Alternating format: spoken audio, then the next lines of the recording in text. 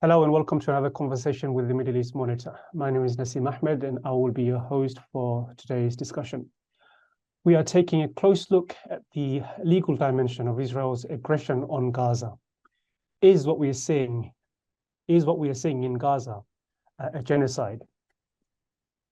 What is the path to prosecution of actors that commit war crimes and crimes against humanity? And what about those who are complicit here in the UK and elsewhere? What are the mechanisms for holding them to account? To look at these questions, I'm joined by barrister Toby Cadman. Welcome to the show, Toby. Thank you. Toby is an international law specialist in the field of international criminal and humanitarian law, international human rights law, extradition and mutual legal assistance, anti-corruption, whistleblower protection, business and human rights, international commercial law, arbitration, and international climate justice law. He is also the co-founder of the Guernica Group and joint head of chambers at Guernica 37 International Justice Chambers. Toby also serves as associate counsel to the Guernica for International Justice. I want to begin, Tony, with a quote from an article that was blocked by the Harvard Law Review on Saturday. It was republished by The Nation. And the title begins with, "Genocide is a crime, it is a legal framework, it is unfolding in Gaza, and yet the inertia of legal academia, especially in the United States, we can also say here in the UK, has been chilling." So amid all the carnage that we're seeing, the heartbreaking destruction that is unfolding, there is this ongoing battle over a narrative. What is it that we're actually seeing in Gaza? Today, the Pope also landed his voice and he said that what is happening in Gaza is beyond war. It is terrorism. That's what he said, describing Israel's aggression on Gaza. So as someone who works in international law and is very familiar with the legal aspects of all this, tell us about your view and whether you think we've passed the threshold where we can confidently say Israel is committing genocide.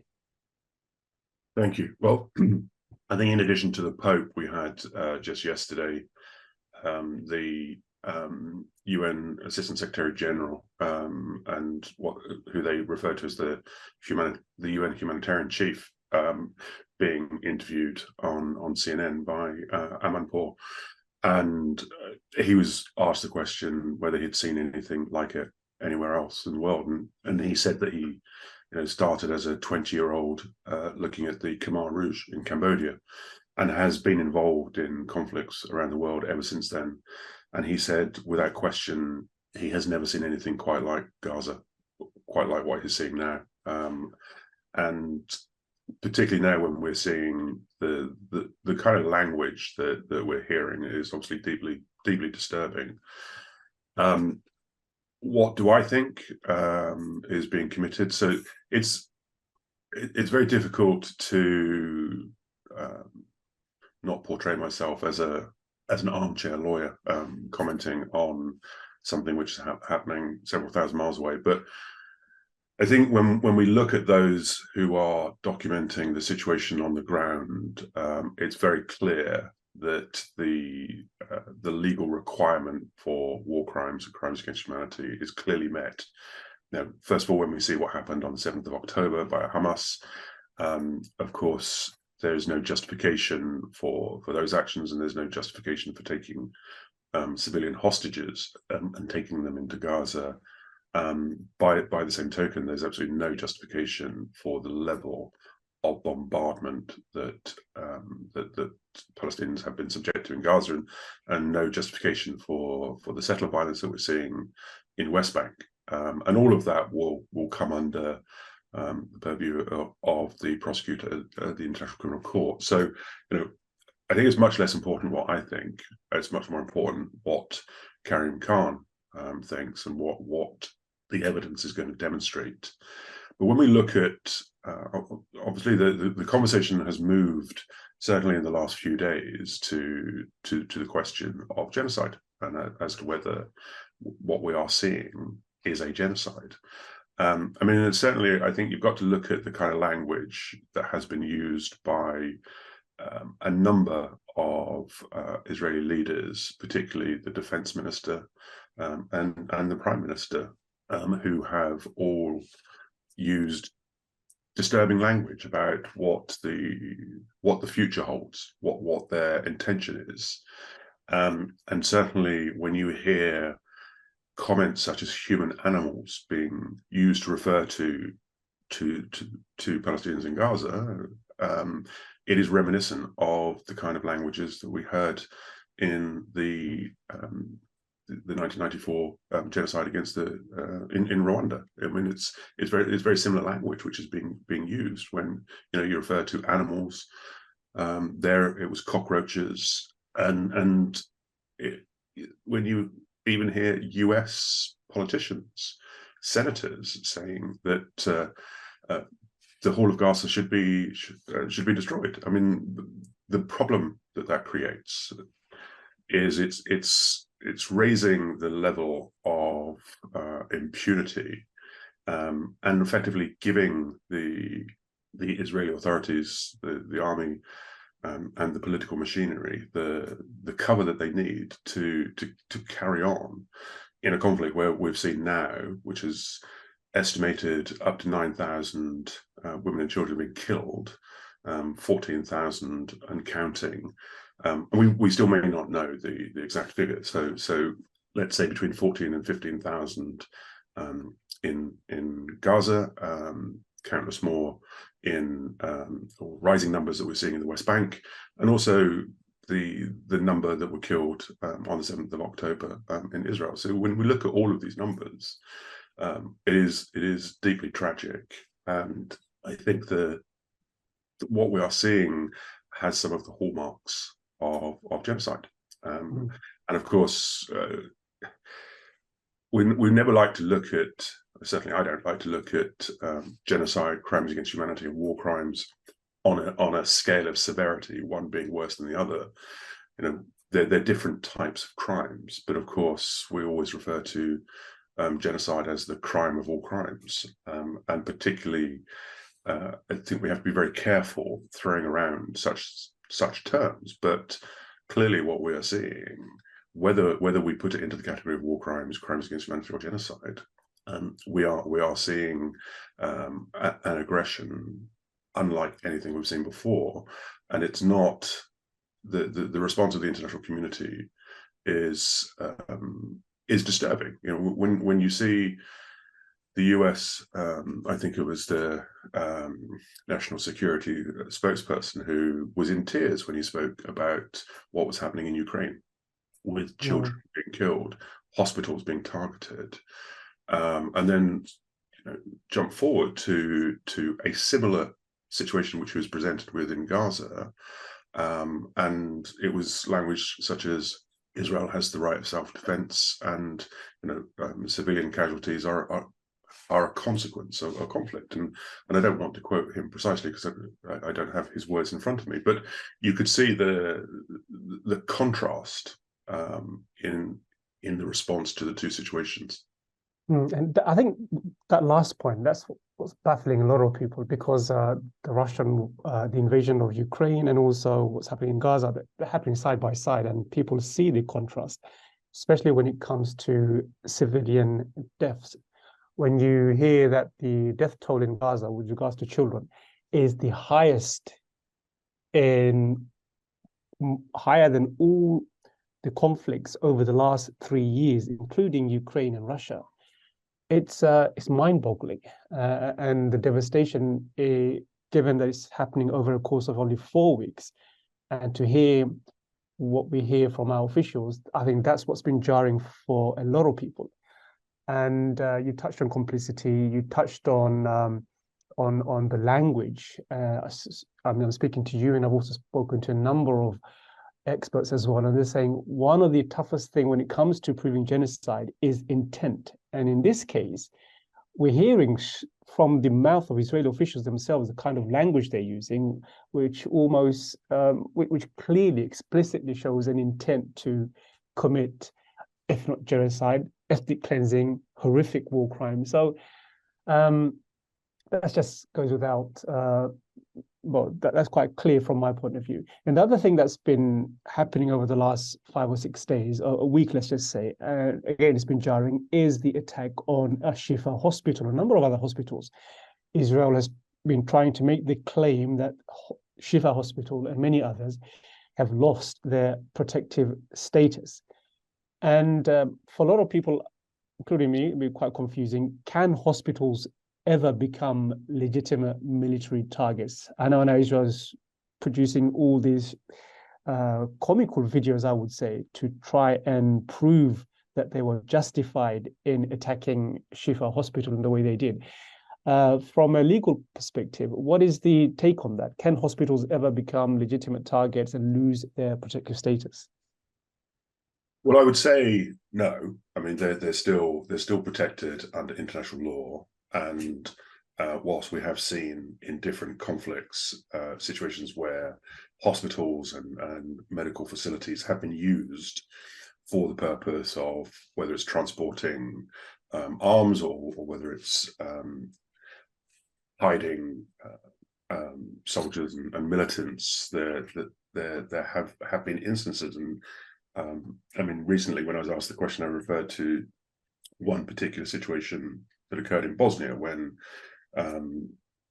there was a movement of forces that had been given safe passage, and one of those vehicles was clearly marked Red Cross, and it was destroyed. And the question that was being asked is whether it lost its protective status if they were able to show that it contained military personnel or whether it contained arms, and they were moving them in breach of the agreement. And it largely came down to, when we look at under international law, and a lot of international legal specialists have constantly used the term, the principle of distinction is that you have to distinguish between what is a military target and what is a civilian protected civilian site, and particularly with something like a school, hospital, or a refugee camp.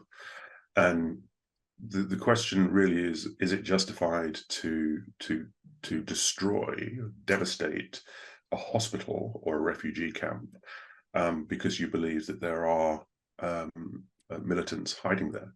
So in the context of the refugee camp, the position that was put forward by Israel was that there was a senior Hamas commander there, and then you target a civilian protection zone where several hundred civilians are killed. Then of course, no, it's not justified. It doesn't lose its protective status because there is, there is one or a small number of militants or military targets there. No, it doesn't. I mean, it's constantly used as an example. And when you listen to, again, to go back to the UN humanitarian chief, Griffiths, for what he said yesterday, referring to Al Shifa Hospital in particular, the scenes that we're seeing are clearly devastating. Now, I know that video footage has come out today showing that there were tunnels underneath, and of course that's something that's going to have to be properly investigated as to whether any of this was at all justified. But it's very difficult to justify a position where you're effectively targeting several hundred civilians and causing several hundred more to die as a result of destroying the medical infrastructure, as to where that falls in terms of a defense. I think it's going to be very difficult, if not impossible, at any future trial for them to justify the targeting of the two hospitals that we've seen, and certainly the targeting of refugee camps. I mean, you're going to have to show that its purpose has been completely changed, and it's operating under a false flag of protection, which obviously, as we know, with Al Shifa Hospital, it is not. And we've heard statements, we've heard the awful recordings from the doctors working in there when they're losing power, when they're losing patients, you can see that it's operating as a hospital, and we're now at the stage where there is no functional medical facility in Gaza. I mean, I use the word comical to basically say that what we've seen so far are videos of tunnels under the hospital, if they are under the hospital. But everyone knows there's tunnels in Gaza. Everyone knows that. I think that Israel, over the last couple of days, has been trying to shift the goalposts. I mean, it bombarded Shifa, saying or claiming that it was used as a hub, a center, command center by Hamas. So that's not been proven. All it's shown are just a number of tunnels. Again, that does not prove the claim on which Israel justified its attack on the hospital. So that's why I think a lot of people found that quite strange, how the goalpost has been shifted slowly. You mentioned complicity, and I wanted to ask a question about complicity. Of course, each country is different, and the responsibilities on what the US has when it comes to Israel, what the UK has in terms of responsibility and complicity is different to what, say, Bangladesh or any other poor country has. But generally speaking, do outside nations have a legal duty when we know there's a potential genocide taking place, a duty to protect civilians in Gaza? And what is the obligation on foreign countries, UK, US, and others? What is the obligation on them from a legal perspective to prevent such horrific war crimes and crimes against humanity? Well, it's interesting. I mean, it's something which the International Court of Justice is about to approach. So the duty to prevent genocide and state obligations. So, for example, whether, and we're talking in this context, we're talking about the situation involving the Rohingya, and so a number of states have intervened in this process because the question is to what, both in terms of positive and negative obligations, are there in terms of preventing a genocide. So, you know, there's a big difference between refraining from taking certain action that contributes to genocide, as opposed to whether you have a positive duty to intervene and prevent a genocide as a state party to the convention. Certainly, what I would like to see the International Court of Justice ruling is that there is a positive obligation as a state party to the convention to take steps, necessary steps, to prevent a genocide from occurring. Now, that may be by virtue of diplomacy, or it may be by withholding financial assistance, by not providing that state with arms by which it can carry out a genocide. So I can't answer the question because this is a topical question right now that the International Court of Justice, hopefully next year, will have to resolve. But certainly, from my perspective, my own personal view is that there is an obligation to intervene, to take all steps necessary to prevent a genocide from being carried out. I mean, look, we saw the same as far as Rwanda was concerned with the French involvement in particular. So again, I think this is something that we have been grappling with for some time as to what steps can be taken to be construed as complicity. But then, of course, you have the other side to that, which is incitement. And again, that's something that has been spoken about a great deal. So, you know, if you are using encouragement to incite a genocide, then of course that is something where the law is clearer. And we saw, going back again to the Rwandan genocide, there were those who were charged and convicted of incitement through the radio stations, for example. So I think whether you're actively involved or sitting on the outside, encouraging, whether it's one side or the other, if you are using language which encourages these crimes to be committed and providing a level of incitement to this, then of course there has to be consequences to that. We don't see that many successful prosecutions being brought of conspiracy and even aiding and abetting, but there is a framework under international law for such charges to be brought, but it has to be, it's more than just words. It has to be more significant than that. Mm. And we know Israel is not a signatory to the ICC, but does that mean that it cannot be prosecuted? I mean, Karim Khan has made a number of statements. He's also written an article about, after visiting Egypt and border of Gaza. And he said that he is looking into this carefully. We know that the ICC has jurisdiction over the occupied territories, Gaza and the West Bank. So what do you, just from your understanding of the ICC,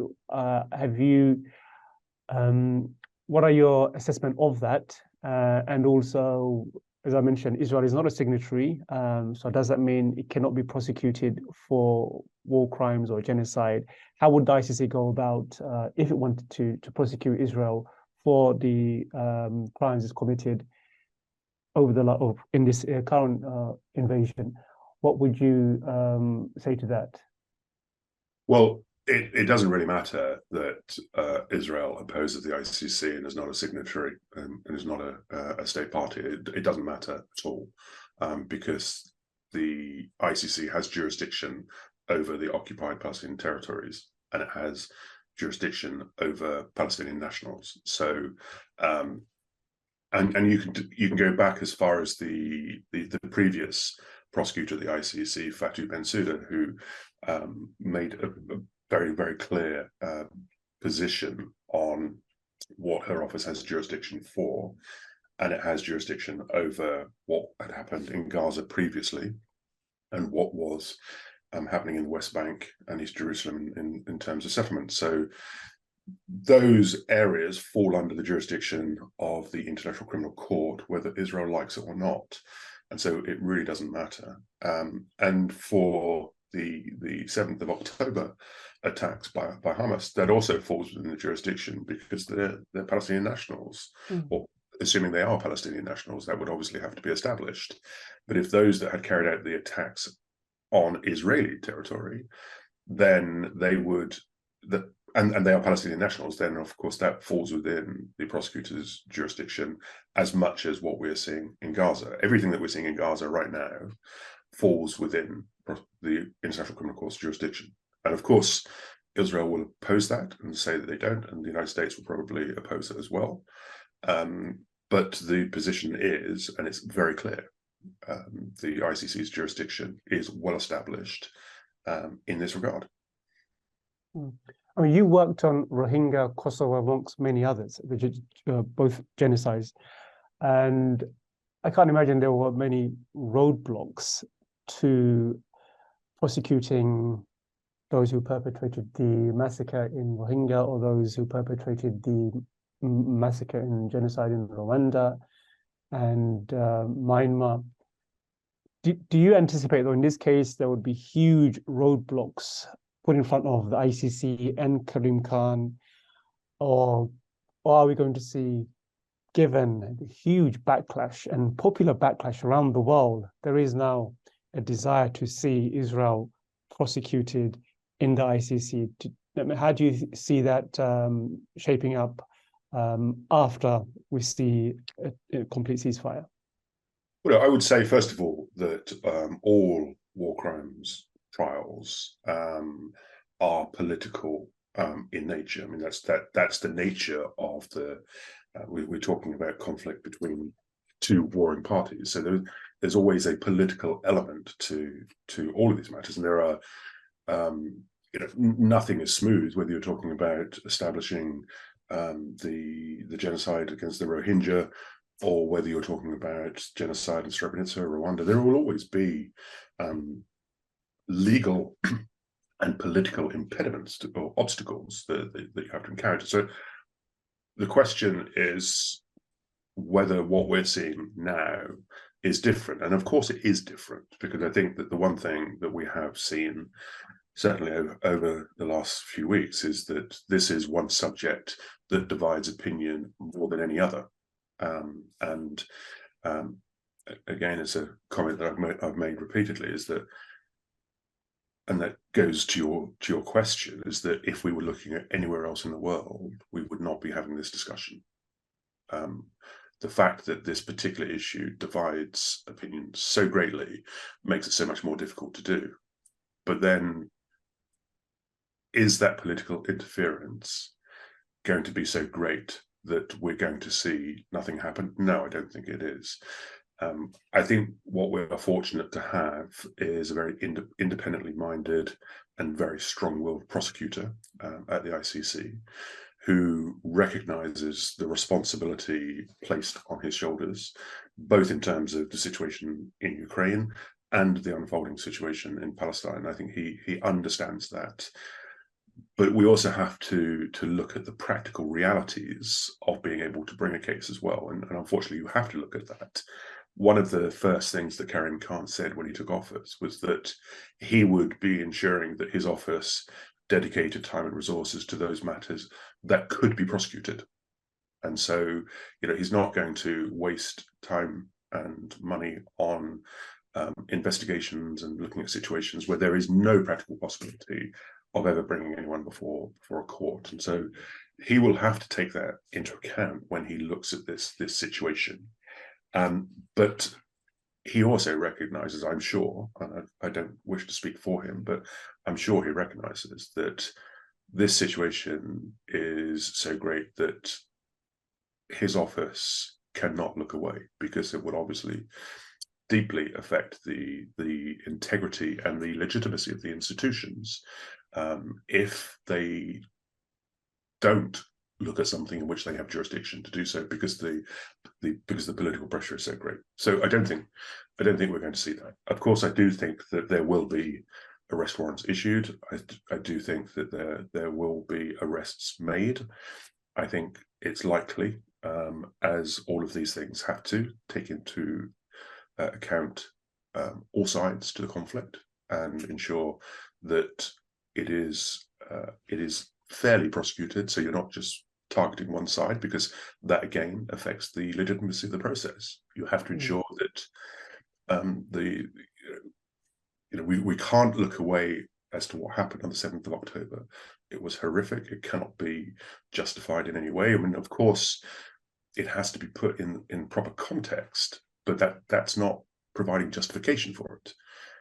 And so those who are responsible, and that's not holding the Palestinian state responsible, that's holding those individual persons who carried out those attacks, they have to be held responsible, because we don't talk about collective responsibility. It is individual criminal responsibility.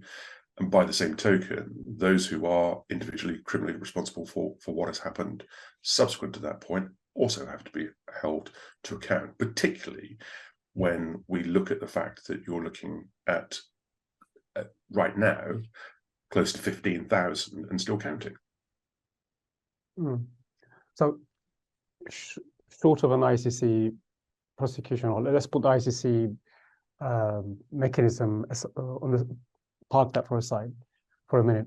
What other legal avenues exist domestically or internationally to hold perpetrators of war crimes responsible? Because here in the UK, there is the legal organization ICJP, which has issued a number of letters and threats to parliamentarians about complicity in war crimes, and also prosecuting British citizens who have traveled to Israel to fight alongside Israeli soldiers in Gaza. So aside from the ICC, I mean, domestically here in the UK and elsewhere, what other mechanisms are there to prosecute state officials for complicity and citizens who are also potentially complicit in Israeli war crimes, including genocide? I think you've got to separate criminal responsibility from human rights accountability. So if we're talking about criminal prosecutions, then of course there is, and I don't say this with tongue in cheek, but there is of course the basis for Israelis to be prosecuted in Israel. There is an existing structure in order for them to be prosecuted domestically. I don't think we're naive enough to think that that's likely to happen anytime soon. But there is that framework to deal with domestically.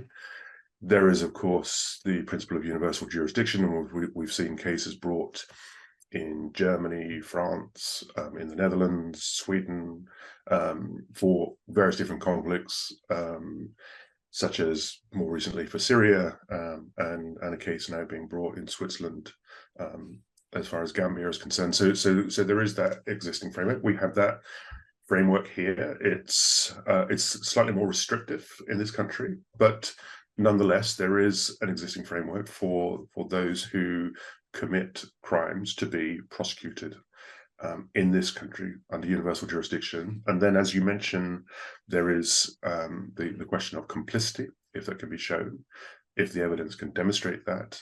And then those who actually, British citizens who actually join up and go and fight in Palestine. So whether they're fighting, whether they're joining Israeli IDF or whether they're joining other groups in Palestine, there is an existing legal framework where those individuals could in effect be prosecuted. There is quite old legislation we have in this country when you're joining a foreign army to fight in a foreign war. There is actually a legal framework for that. I don't recall anyone being prosecuted under that legislation, but it is there. I mean, certainly we've had those that had joined ISIS and fought in Syria and Iraq, facing prosecution here, or potential prosecution here. So there is that possibility, and it's not just because you're joining a terrorist movement. I mean, even if you're joining a legitimate army, there is a legal basis for being prosecuted here. Obviously, it is all the more important if you have not only joined a foreign army, but you have actively engaged in what amounts to war crimes. Well, we'll end on this question. I mean, drawing your experience, I mean, as I mentioned earlier, you've worked on a number of really high-profile cases of genocide and human rights abuse and war crimes. So, drawing from your experience from those cases, can you offer some idea of how Palestinians and Gazans can find some way to hold Israel accountable? Is there hope that they could be able to do that? Are there relevant examples from history which they can draw upon and seek justice? And is there any hope in that?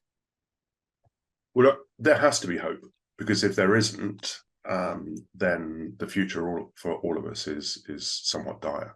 If there is no hope, so yes, I think that there has to be, and I think if on the international level we don't see a process of justice and accountability, and as I've probably said about 200 times in the last 2 weeks, that if you don't address atrocities of this kind, then the cycle of violence continues, and we see the level of hatred being, I mean, we're seeing it every day on both sides, but we are seeing such hatred that there has to be a system of justice to deal with that. Otherwise, the future is very bleak, and the relevance of these international institutions really has to be questioned. So yes, there has to be hope. What I would say is, look, if you look at the way that the Syrian victim community has come together, works together in documenting these crimes and working with national judicial authorities and national prosecutorial authorities to put cases together, I mean, that's what it requires. The only way that you can really address this is not with political diatribe. It is with fact-based evidence that can be presented in a credible, impartial and independent form that demonstrates individual criminal responsibility, because it will be very difficult for any Israeli official who is implicated by real evidence to argue that the system is biased. Because that is the argument which is always used, is that they're being unfairly targeted, they have a right to self-defense, and that's all this is, and the system is stacked against them. When they're confronted with credible evidence, it's going to be very difficult for them to challenge that. Yeah, and just to add to that, I think just the inability to prosecute is really corrosive. Unless people have faith in these institutions, they lose all legitimacy, and that's what it comes down to. Toby, thank you very much. Really appreciate your contribution and joining us. And I want to thank those who have tuned in at home, joined to listen to another conversation with the Middle East Monitor. Thank you all, and have a good evening, good night, good day, wherever you may be. Bye-bye.